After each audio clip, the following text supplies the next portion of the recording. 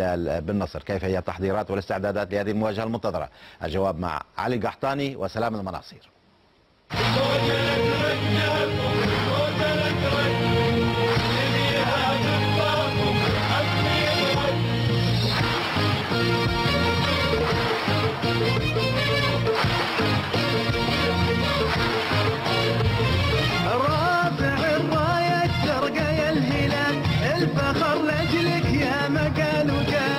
العالم كلهم عارفين يعني مباراة ديربي اكيد انها بتكون مباراة قوية، لكن ان شاء الله ان نكون جاهزين للمباراة وكل واحد يؤدي اللي عنده عشان يعني نطلع بافضل شيء في المباراة ان شاء الله. النصر حاليا فريق تطور كثير وراح ان شاء الله نكون جاهزين عشان ناخذ 3 نقاط ان شاء الله يا رب عشان نكمل المشوار.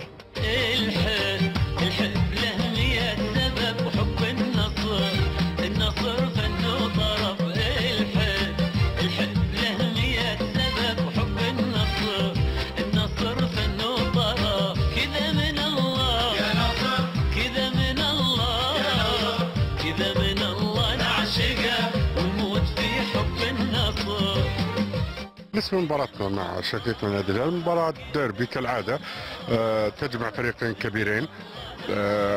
احنا بالنسبة لنا مجرد مباراة 3 نقاط، لأن أنا ذكرت قبل إنه احنا ننافس على المراكز الأولى للتأهل لكأس آسيا إن شاء الله السنة الجاية.